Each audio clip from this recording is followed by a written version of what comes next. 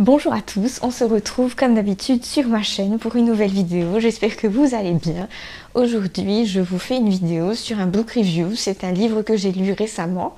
Ça s'appelle Things I Wish I'd Known Before I Get Married. Je vous traduis, en gros ça veut dire les choses que j'aurais voulu savoir avant de me marier. Alors avant de fermer cette vidéo en courant, sachez que ça ne concerne pas forcément les gens qui se marient. J'ai essayé de faire la synthèse pour vous présenter les meilleurs thèmes. Cette vidéo peut vous aider si vous êtes en couple et surtout si vous avez emménagé ensemble. Le livre tourne autour de Gary Chapman qui est l'auteur et qui raconte les situations qu'il a rencontrées en conseillant des couples et en les aidant dans leur mariage. Encore une fois, ça peut s'appliquer à toutes sortes de situations de couple. Premièrement, je vous parle des préjugés. La plupart des gens, comme il dit, passent le plus de temps à préparer l'événement du mariage en soi ou d'emménager ensemble plutôt que de se concentrer sur ce qui va passer après.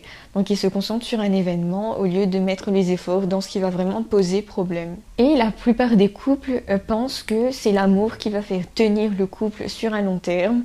C'est totalement faux de penser ça. Ce qu'il dit, c'est que la plupart des gens se disent on va se mettre ensemble parce qu'on s'aime, au lieu de se concentrer vraiment sur ce qui les rassemble et ce qui les sépare et les différences qu'il y a entre eux. Le fait est que le sentiment amoureux, donc ce sentiment de papillon dans le ventre, appelons-le comme on veut, ne dure pas très longtemps et il dure en moyenne 2 ans.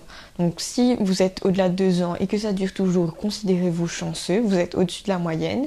La plupart des gens pensent que quand ces sentiments de papillon dans le ventre, sentiments amoureux cessent, ça veut dire qu'ils se sont trompés, qu'ils ne se sont pas mis avec la bonne personne et qu'ils ne sont pas faits l'un pour l'autre. Ce qui est complètement faux, on nous apprend que être amoureux, c'est forcément ressentir ce genre de choses. Au bout d'un moment, en fait, le sentiment amoureux, c'est pas ce qui continue à faire tenir un couple, mais ce sont d'autres choses qui vont les maintenir ensemble. Pour revenir sur le sentiment amoureux, ce qu'il explique, c'est que ce sentiment d'être aimé et d'aimer se ressent différemment en fonction des hommes ou des femmes, mais se ressent différemment en fonction des gens. Ce qui peut faire que quelqu'un se sente aimé peut ne pas être la même chose que l'autre personne se sent aimée. Par exemple, la situation qu'on rencontre souvent, c'est la situation où la femme attend que l'homme fasse des actions concrètes pour montrer qu'il l'aime, c'est-à-dire sortir les poubelles, faire le ménage, aider occasionnellement en cuisine. Et puis l'homme, en fait, en retour, il attend d'autres choses de sa femme pour montrer qu'elle l'aime, des compliments, des choses comme ça. Et en fait, l'homme ne comprend pas que la femme attend ces gestes-là de lui, et elle, du coup, elle ne se sent pas aimée. Et de la même façon, la femme qui ne fait pas de compliments à son mari ou à son conjoint ne va pas comprendre qu'en fait, lui, il se sent aimé parce que justement, elle lui fait ces compliments-là.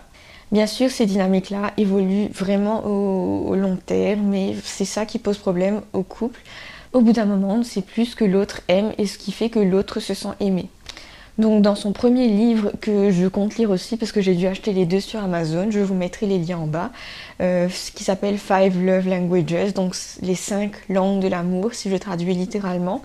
Il explique globalement qu'il y a 5 façons pour quelqu'un de se sentir aimé. Donc il y a premièrement les mots, les compliments, les affirmations. Donc il y a des gens qui se sentent aimés parce qu'on les complimente souvent. Il y a aussi les actions et les services. Donc ça c'est la situation dont je vous parlais avec la femme qui se sent pas aimée parce que le mari ou le conjoint ne fait pas d'action concrète, ne participe pas au ménage par exemple. Il y a les cadeaux. Donc le fait de recevoir des cadeaux peut vous faire vous sentir aimé.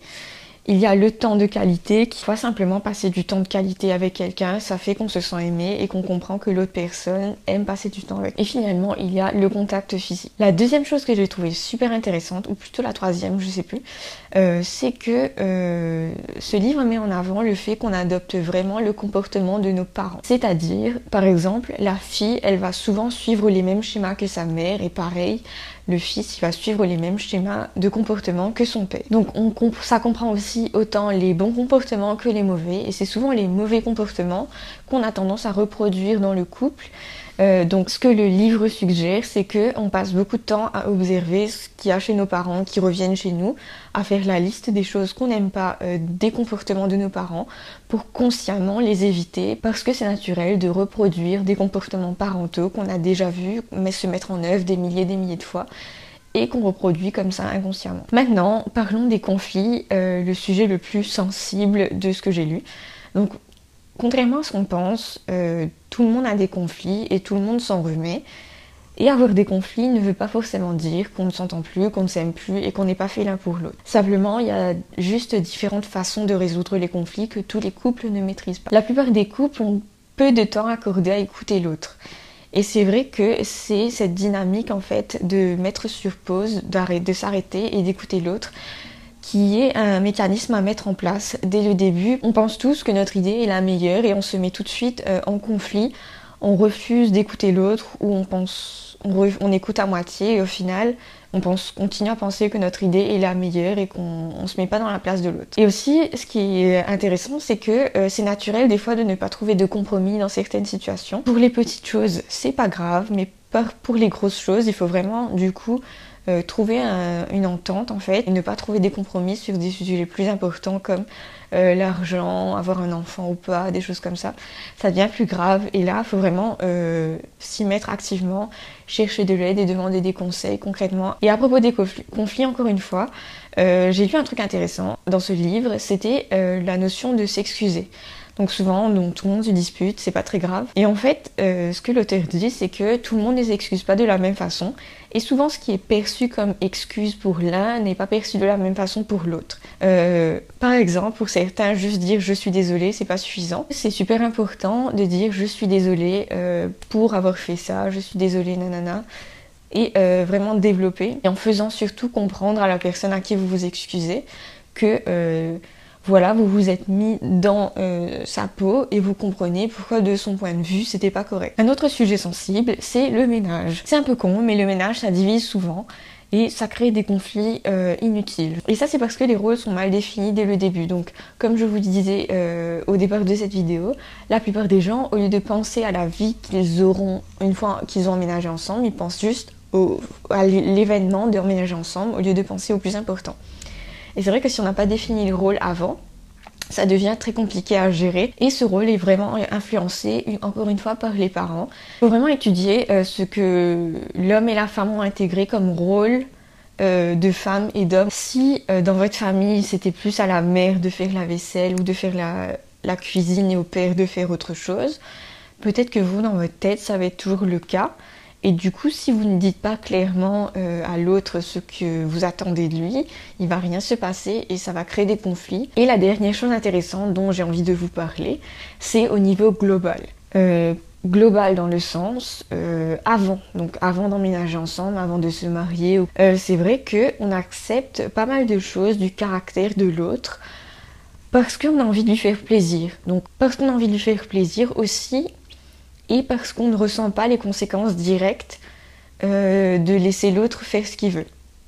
Ça ne nous influence pas directement sur notre vie quand on ne vit pas ensemble. Parce qu'en fait, vivre ensemble, ça nous ouvre les yeux sur les habitudes de l'autre qu'on n'avait pas à supporter avant ou dont on n'avait pas à subir les conséquences avant. Donc ce que je suis en train de vous dire, c'est que avant d'emménager ensemble, avant de se marier, il faut vraiment prendre conscience du caractère de l'autre, des caractéristiques, des traits en fait, qui font que peut-être quand vous vivez séparément, c'est pas très grave, vous lui faites plaisir en lui disant oui, tu peux faire ça. Donc tout ça pour vous dire que avant d'emménager ensemble, il est super important de faire le point sur certaines choses qu'on ne détecte pas quand on est ensemble et qu'on ne vit pas ensemble. J'ai trouvé ce livre super intéressant de par les choses dont je vous ai parlé maintenant. J'espère que vous aurez l'occasion de le lire, en tout cas si vous vous mariez ou si vous emménagez ensemble et que vous n'avez pas idée de ce qui vous attend.